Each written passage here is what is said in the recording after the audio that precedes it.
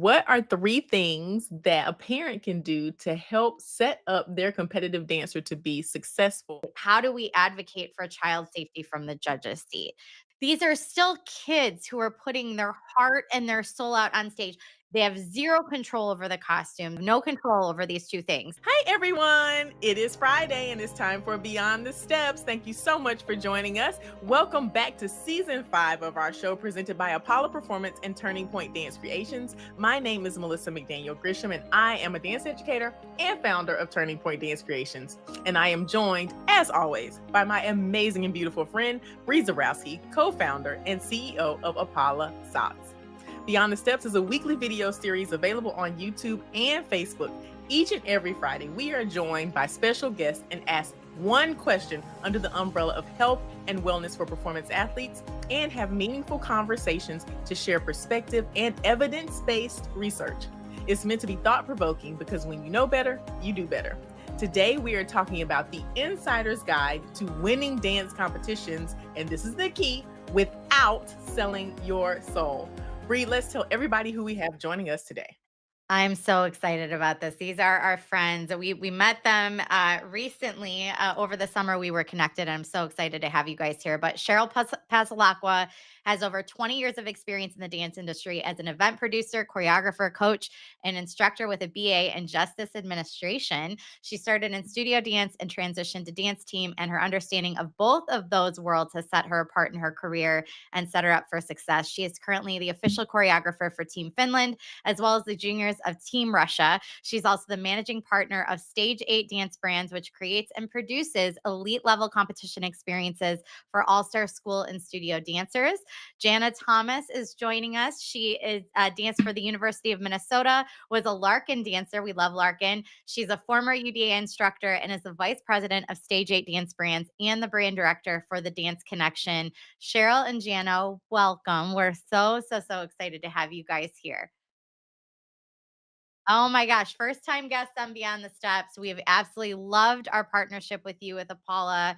It's going to be a fantastic season. We're so excited to get your insight. You guys produce some pretty incredible events. You see dancers from all walks of life coming through your doors. And I think this is a really interesting topic that you're going to be able to lend a lot of insight to. But before we get started, brand new to season 5 as part of our glow up, we are doing a get to know you section for our audience to have some fun with you before we dive into the good stuff. These are one word, one sentence max. As fast as you can, we want you to answer these questions as quickly as possible. Are you guys ready? I think so. Yes, Jana, are dancers athletes or artists? absolutely both. The things they do these days are amazing, and to show all their movement is, yes, both. Love it. I agree. Cheryl, favorite dance reality show? For individual dancers, so you think you can dance, but as a group dancers, World of Dance. Love that. Jana, top 5 items in your dance bag at a dance competition, your bag, not a dancer's bag, and Apollo socks better be in that list. Yes, I was gonna say Paula socks because I also have a change of shoes because when I wear those, I have some comfy shoes on, but then later in the day we might switch to some heels or something. Some water that I will probably take 2 sips of throughout the entire day because then I would have to use the bathroom and we don't have time during events for that. So water, some makeup to touch up, chargers because you always need that, and then some hairspray to again just touch up, look good. Looking beautiful. Love it. Good job. Cheryl. Yeah. Cheryl, can you compete in a dance competition without belonging to a studio or team? Yes, we allow independent dancers at our events. What are the biggest challenges? I know what I think, and toxic behaviors you see in the dance competition world today. But a big challenge that we have as event producers is cost because we want to give everything to these dancers.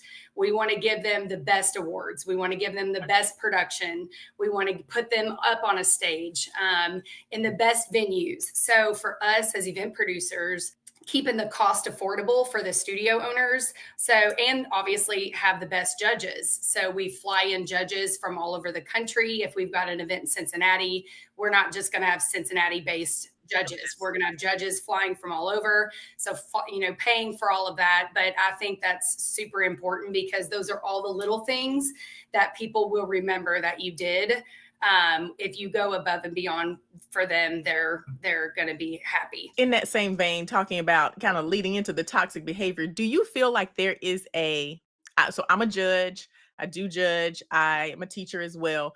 I often feel like and so I see both sides. I guess that's where I see both sides of it. I see as a judge the background, how we get fed, we get flown there, we have hotels, we have meals, we get like all those types of things are happening. I know what the tabulation software looks like and how expensive that must be. And the setup crew rolling out the Marley and putting up the sound, like all of that type of stuff. But also as a teacher, I'm on the other side and I'm in these long days in these venues that sometimes may not be as accommodating as we'd like. And I'm like, oh, why are we here? Why are we doing this?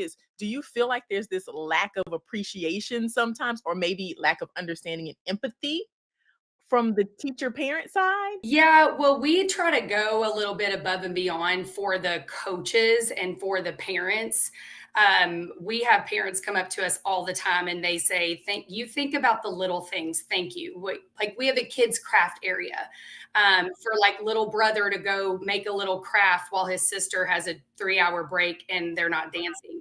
We have these extra. We put a lot of little extra things in our event so that they don't feel like the day is that long. Our coaches VIP area has, sodas and refreshments for them, couches for them to sit on. So if you can give some extras for the parents and the coaches, like we try to think of the dancer, the coach, the parent, right? Because there's 3 touch points as an event producer. You've got the dancer, you've got the coach or the studio owner, and you've got the parent or the spectator. So if you don't think about all 3 of those and accommodate to all 3 of them, you don't have a successful event. Right, right. And from a event producer's standpoint, do you see a lot of toxic behavior coming out of your audiences? Out of our audience, no. And really, if you, as an event producer, we have coaches meetings the week leading into an event. It's a requirement to be on them, and we set our expectations then. We tell the studio owners, this is what we expect, sportsmanlike conduct. This is what we expect from your parents. This is what we expect from your coaches and your dancers. So we're very transparent about that. And we stop behaviors as soon as we see anything. We've been really lucky thus far. We're a young company. We've had, events for 4 years, but I've ran events for almost 20 years, but it's, you're going to have that type of behavior regardless. But if we set that expectation from the beginning, and I think that kind of nips a lot of it in the bud. That's what I was going to ask is, are there consequences for do you guys actually follow through? Because so many events, you'll see people have these rules, and then parents and teachers sometimes and kids just steamroll right over the top of those rules. And, everybody else is sitting there going, really? So it's great to hear that. So my secret is that I go directly. I don't deal with the parents. If I see a problem, I will go directly. I might go up to a parent and say, "What program are you with?" And they don't want to tell you. They do not want to tell you. And so I get out of what program they are, with, and I will go to the studio owner and I will say, your parents are, taunting this other, program or whatever the case may be. If the behavior doesn't stop, then we're going to have to give an unsportsmanlike conduct deduction for all of your routines. And that usually stops because they can send a message out to their parents and say, whatever you guys are doing, it needs to stop immediately because we're about to get an unsportsmanlike, deduction. I think that's a great way to start as well as a competition director. That's the way to go. Jana, what are 3 things that a parent can do to help set up their competitive dancer to be successful and still be true to their values? Number one is to be supportive of them, and for different parents and different areas of the country and everything, this might look very different depending on what their job is and everything around them. So their support might be different. If they can attend every single event and come and have a cowbell and yell for them, that might be one way to support them. But also being supportive of what they are doing, and this program that they're a part of, to be supportive of that as well, just being backing behind them. At the same time, not to be overbearing or making it about themselves. And then also a time management to help guide them with that, but helping them with time management because it's really going to help in the future, whether it's school. I mean, that is the thing still too. Kids are in school, so yeah, you have to do your homework, and eventually you're going to get a job, and for a very small percentage of people, dance is their actual career. And even like Cheryl and I, we still are involved with dance, but we're not dancers. So at some point, for most people, dancing as your career will not be a thing. So you can still be a part of dance and find your niche and your way that you're going to go with that. Like, we're running events, but what else are we doing? We're talking to the venue, we're doing budgets. There's so many other things that are going into it. So really helping with that it's not all just dance, dance, dance. There's other things that are happening that are going to make you successful as just a human being in the future. The other thing is knowing when to pick your battle with your dancer. They're in a really high stress situation. For them, it's a lot on the senses. There's a lot of stimulation. There's a lot. They're thinking about their peers, their coach, getting on stage. Is my costume okay? Like, they're inevitably going to snap at the parents. And I've seen some epic blowouts between moms and children where I've even had to step in the middle and say, like, look, this is not, I realize you want to wring her neck right now, but this is not the time. She's really stressed out.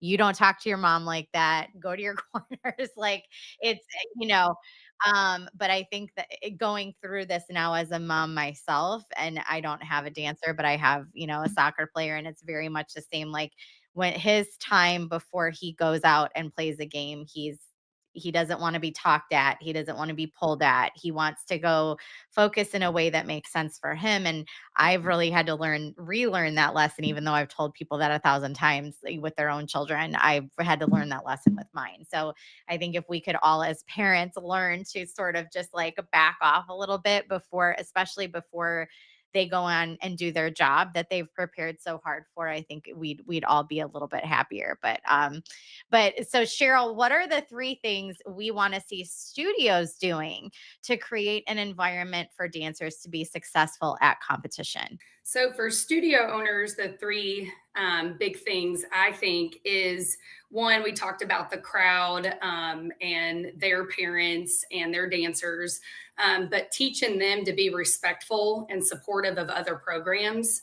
To not taunt the other parents, to not try to recruit or say nasty things to the other dancers, and support them, clap for them when they came off the stage, watch each other, just being supportive of each dancer and coaches. I also think accepting the results no matter what and teaching your dancers that. And then just a positive training environment. Coaching is a little bit different now today than it was 25 years ago. You can't really say and do the same things that you could 20 and 25 years ago because there's just more awareness about mental health and the pressure that these kids are under and that they have under social media. So I just feel like the young is a little bit not weaker, but it's just they're more vulnerable, I feel like, now than they used to be. So keeping that positive training environment is key, I think. I also think, going back to kind of what you guys were saying before, is the studio directors need to be really clear. I always had like a very hard line with the parents before we even went anywhere. You do not speak to somebody at the event. If you speak to somebody at the event, there will be some punishment. Your child will be punished. You will be punished. Like, there will be some form of, thank you. Punished is the wrong word. Consequence for doing that, because That is such a no-no. Nothing good can come of that whatsoever. So being able to communicate that in advance to all of your people of like, I think that creates a much calmer, pleasant competition experience when you get to the event. Yeah. Jana, you obviously run a successful competition organization, and judging is a huge piece of that puzzle, as we've talked about. It's also a very controversial topic when you ask people, that can honestly make or break an event in a lot of ways. What are some of the biggest hurdles we see in the competition environment for any performance athletic, activity or athlete? How do we advocate for child safety from the judge's seat?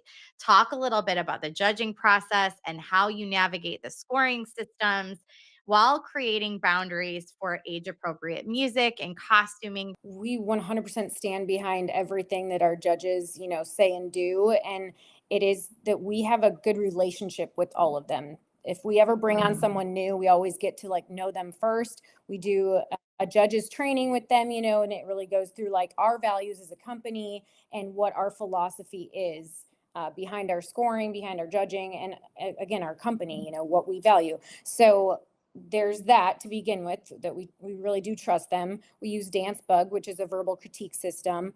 So whenever there is something that someone is uncomfortable with, it's usually, they'll say something about it. Mostly when they're doing verbal critiques, they're saying how to improve something in the performance or something, that needed, the timing was off over there, or, that visual didn't really make sense. If we did this or this, they're giving suggestions, about that. But we do totally, absolutely tell the judges that if you see something, that you're uncomfortable with, that you think is inappropriate, and everyone themselves personally has some values. So what I think is inappropriate, someone else might not, but they are free to say that on those verbal critiques. Absolutely. We want that out there. Then on our score sheet too, part of it is the overall impression. And that's where every single judge, which will have, depending on the event for each panel, anywhere from 3 to 5 judges, they're able to give their score. It's out of 10 points. And if they feel something was inappropriate, they can take, reduce that score of that 10 points there. So we do have that freedom for the judges. It's not like that's a separate judge or something that would take a deduction, because again, that's one person's opinion. It can be a really big combination too of like, is it just the costume that's inappropriate? Because then maybe they do a cute little, it's a bikini theme and they're little kids, and there's really nothing, wrong with it. It's cute little poke about.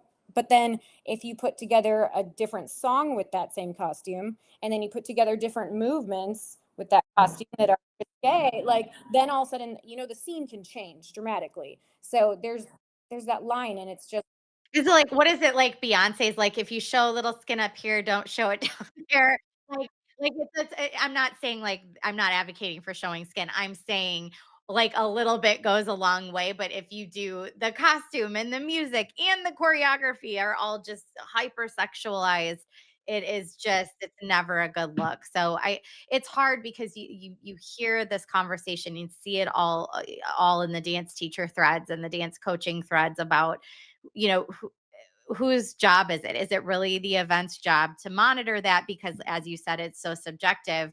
Or is it the studio owner and the the club owner, or whatever organization it is that's up there? Is it the director and the choreographer's job to make sure that it's tasteful? I don't know. I mean, I kind of feel like we all have to do our part in some way. And it sounds like you guys have some pretty good guidelines on how to achieve that without sort of manipulating the scoring process, right? So, right. And we don't want to tell people what they can and can't do, like we want to allow for creativity and your own voice, your own opinion. So do we want to say you have to wear long sleeves and a, collared neck, and you can't show any skin and full legs? Like, no, we don't want to do that, but as an industry, I think that it is our responsibility, everyone from every perspective, the event producer, the judges, the coaches, the studio owners, even the parents. Like, as a parent, if you feel uncomfortable with something your child's wearing, that you should be able to feel comfortable that you can go voice that and say something. We also do have, which is not like an on stage thing, but with the USASF, there is a cover up rule. So basically, in the coaches and studio owners all have to initial this before they come to our events, and say that they've read and understand that the cover up rules, like, so when you are not performing on the stage or you're not in warm up, that they need to be covered up, because then these dancers will just be running around hotels, convention centers, which we can't keep the public away from those places. Public areas are public areas. You live, and people will blame the event, and it has nothing to do with the event. It is they're in a public space that I can't say how many times we've gone to convention, and I had a cover up rule as a director as well. But they're disgusting. I mean, just older people commenting on these other kids, not ours, but kids that were running around in half tops and briefs or little skirts or whatever. I mean, just ogling them, and it was so uncomfortable to watch happen. And there, it's a public hotel. What are you going to do, so that's really the only recourse you have, is to just make sure that your people are protected and doing their thing, and hope that everybody else does that as well, right? So Cheryl, in a world where over sexualization of children in performance athletics is a huge concern, do you think organizations and judges bear some responsibility, like we just talked to Jana about, in holding studios accountable for poor choices in music and costuming, things that are clearly not age appropriate? Or in your opinion, is it subjective? Yeah, so I think I don't think it's our responsibility or the judge's responsibility, but I think it's solely on the program owner. But if I don't ever address it with the program owner, then they might not know it's really a concern. I take my customer service a little step further, and if I saw something, heard something that was inappropriate, I will take it upon myself to go talk with the studio owner. And I tell them, you need to consider your audience. It needs to be appropriate for a 3-year-old and an 85-year-old grandma. If you don't think it's appropriate for either one of those two audiences, then they probably shouldn't be doing it. And then, the costuming with the movement, like what Jana said, they're wearing, a little polka dotted outfit, but what are they doing in that costume? What movement, and really just making them aware technology is more advanced than it ever has been. When I grew up in studio, everybody didn't have their cell phones out in the audience videotaping. So it wasn't, getting exploited or getting, filmed or recorded. It was a little harder to do it back then because you had these big cameras, they didn't have little phones that had these megapixels of whatever. So you've got to be aware of how the world is evolving with technology and understand what people could be doing with photos and videos. And if it's a little inappropriate in any way, that could be taken, completely and used for something not good. And the hard part is, all these TikTok dances that these kids are learning, it's just become such and a lot of those are not clean and appropriate. And I'm watching kids do TikTok dances, that are not age appropriate even. So, making them aware, a lot of times coaches will say, well, we're from this city and that's our style. That's what we do where we come from. And I'm like, okay, I understand that. But you also came to an event here in this city, and this is what this audience is. Anyway, we have a lot of conversations, and I feel like people understand, our customers understand that, and our expectation and how we address it. Yeah, no, thank you. That it is helpful. I wanted to hear both of your perspectives on that, because I think it's a touchy subject. If we never say anything, so I guess it's both sides. Like, I don't think one is responsible for it over another. I feel like the judges in the studio, like event producers, us, we need to make them aware that it's inappropriate, because maybe nobody's ever told them that it was. Are a lot of people, in your experience, is it truly like they really just didn't know? Or like I didn't know that this was bad. Like, I didn't know it looked like that. Or it's more of it's acceptable where we come from is the answer I get a lot. So like, it's kind of like, I'm aware that this exists, but I wanted to push the envelope anyway. And then they got called on it. Well, and the hard part too in hip hop, it's not necessarily the costuming that's inappropriate. It's a lot of the music. And they're like, well, our kids won't like it if it's not current music, if it's not that, and the judges are in their 30s and 40s. They don't, you need to, again, know your audience. And that's what I hear a lot too is, our kids wouldn't like it if it didn't have this. Well, then sounds like we need to have some awareness lessons with your dancers then. With your dancers, exactly. Well, and like, let's be real. Why are we letting the kids dictate what they're dancing to and what they're like? If I let my 8 and 10-year-old dictate what we do, we would be a disaster. Right. The whole thing would go down in flames. And, I'm over here chomping at the bit, as y'all can tell. But I think that from an event producer standpoint, I would love to see the industry of event producers take a little bit of ownership in it from the standpoint of choosing judges that also have the same core values around it. Because what I have found challenging is we do try to say, okay, we're going to do appropriate costuming and we're going to do, appropriate movements and we're going to be age appropriate and we're going to do X, Y, and Z. But then when the scores shake out, 6-year-olds in bra tops that were twerking are first overall. Okay, I can talk on that. Yep. And there is the criteria, because I've had that actually happen a couple of times. And they say, well, we're following the rules. We're doing what we're supposed to be doing, and they're not. But I tell them that the score sheet has 10 different subcategories on it. So they might have gotten deducted, or the score reduced on overall impression because of inappropriateness or everything else, but their synchronization was better, their spacing was better, their staging was better. There's so much that's on a score sheet that, being just inappropriate, maybe for a song might not be enough. They did everything else amazing, but and we're not allowed to, I don't talk about other teams when I'm speaking with the team, but I can look at scores and kind of prepare myself before I talk to these studio owners. And that's usually 9 times out of 10, what has happened is that this other team just outscored them in all these other subcategories on the score sheet. And then unfortunately that one thing wasn't enough.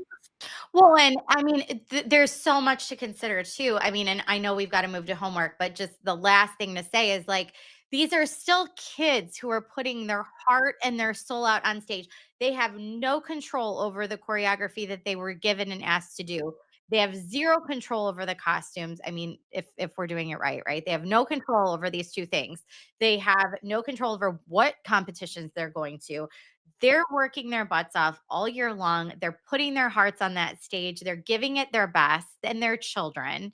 Like, really, are we gonna that's why this conversation is so hard, and there's so many facets to having it, is because at the end of the day, what are you going to do? You're going to destroy a child's confidence and all the work that they've put in over decisions that weren't their fault, but yet somehow there has to be a consequence for these people showing up and doing that. So it is super complicated. Yeah. As a parent, I don't think I would let my daughter go to a studio that is allowing them to do that. So, I mean, it really ultimately comes back on the parent.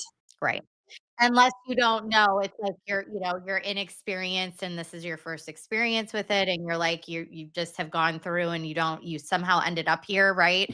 And you didn't realize this is what it was going to be like. That's understandable. But yeah, I think it's what Jana said. It's like, it's not one person who's responsible for it all. It's almost like the onus it stays with the studio director and the choreographer, but the checks and balances are the parents, the events, you know, um, all of the things that are around that environment. And I think that the checks and balances are what's missing, and the idea that, yeah, as a parent, I wouldn't let my child go to a studio where these things are done unless I'm a parent who values winning. But we are going to go to homework, as you know. If you watch this show, every week we ask our guests to give us one thing that our viewers can do between now and the next show, which is 1 week, to make progress in this area. So we are going to go to homework. what is one thing that a piece of advice or piece of homework that you would give our viewers today? Obviously winning is, very, very important, and everyone looks to the winner as to kind of be the trend and what should be done. And just keep in mind that you need to keep your values, and that style, that costuming, that type of choreography might, just because it won doesn't mean that that's going to be what's successful for your program and for your dancers.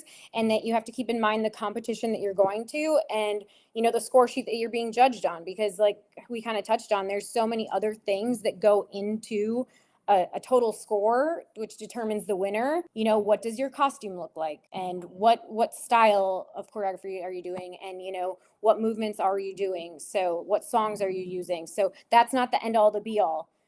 There's so many other different things, so focus on what you and your program, your kids do well, and go with that, and that's how you're going to be the most successful. Okay. I think, that really dancers, coaches, studio owners can all do this and sit down together and say, what are we doing as a program to be supportive of other dancers and other programs? We've had a couple of programs say, hey, what studios are registered for the event this weekend? We'd like to give them thank you notes or good luck notes. And just doing something like that. What are we doing as a program that's good? And how are the outside programs looking at us? Are we doing enough to support them? And that's reach out to your event producer and say, who all's coming to this event? Could we just get the names of the programs, because we would like to do a good luck card or something like that. So I think that's good to always do something other than just, what are we doing to perfect our dance? What are we doing to get better in dance? What are we doing better to be as people? So what can we do to be a better person? I love that. That's awesome. So you have your homework from Jana and Cheryl. We also have homework for you, taking the Apolla Performance Steps Initiative. It is the initiative that started this whole thing that got us here on Beyond the Steps. It is a free module of a number of different things that you can take, and it's totally free. We've had studios do it, we've had individuals do it. Please click the link right there and make sure that you take that. That is available to you at any time. We want to make sure that we can contact Jana and Cheryl and Stage 8 and Productions at any time. How can they get in contact with you? Well, our website is stage8dancebrands.com. So we've got a contact form on there as well. They can also email both of us. My email is Cheryl at stage8dance.com, and Jana's Jana at stage8dance.com. But our emails are on our website. Once again, it's stage8dancebrands.com.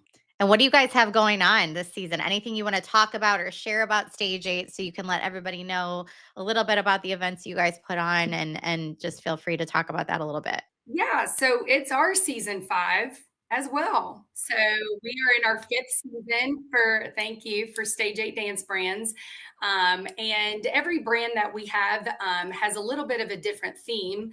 And again, all that's on our website. You can kind of read about each brand. I think it's important for dancers to not just feel like they're going to a competition and it's just they're going up on stage, they're getting an award, and they're leaving. It's about the experience. What are they feeling? What's different about this brand? What's different about this competition that the experience is going to be different.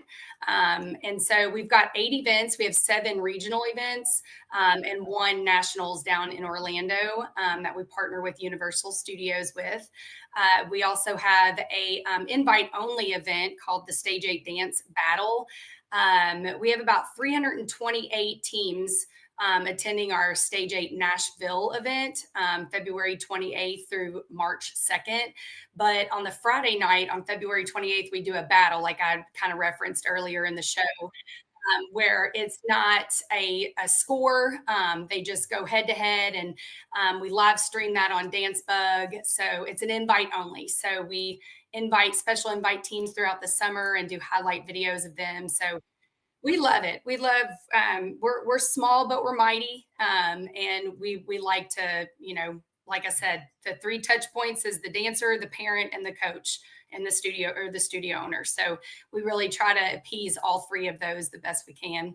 Oh my God, it sounds amazing. Everybody go check it out. You do all-star programs, schools, and independent dancers, right? That's Yep, studios as well. That's fantastic. Check them out at stage8dancebrands.com. Cheryl and Jana, thank you so much for being here today and just sharing a little sliver of your experience with us. I think there's more that we're going to dive into as we continue this partnership, but we're excited to have you both on the show. Thank you for your time. Thank you. And thank you all for watching. Thank you, Apolla Performance Wear and Turning Point Dance Creations. We love being here every week. We appreciate the opportunity to do this show together every week. You are going to be joining us next Friday, December 6th, as we chat with Terrell Mitchell, a renowned dance educator, choreographer, and director of Dupre Dance Convention. We're going to chat with him about diversity in the dance convention spaces and going beyond just checking the boxes. When we talk about diversity, if you have questions for Terrell, please email us at info@apollaperformance.com. That's APOLLA. performance.com. We want to hear from you. Please share this episode. You can see this episode, everything from season 5 and all of our seasons 1 through 4 on YouTube and Facebook at Apolla Performance and TP Dance Creations. Go back and watch from the beginning. We have such great content. Ignore the production value on seasons 1 through 3, but the content is chef's kiss. But anyway, have it if you have an idea or for a topic or something you want to hear about the season, or you just want to join us as a guest and you think you have some insight that you want to share or offer, please DM us on any of our social platforms or email info@apollaperformance.com. You have lots of homework from Cheryl, Jana, and from us. Until next week.